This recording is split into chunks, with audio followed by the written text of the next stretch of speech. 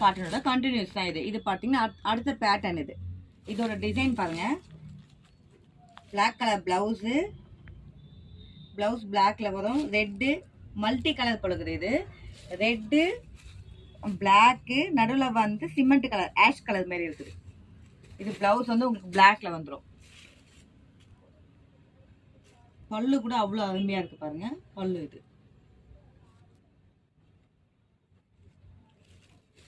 இதோட கலர்ஸ் காட்டுறேன் பாருங்க. இது அடுத்த ப்ளூ கலரு. உங்களுக்கு பார்டர் என்ன வருதோ பார்டர் கலர்ல தான் பிளவுஸும் வரும். இதுதான் பிளவுஸ். இது அடுத்த ப்ளூ.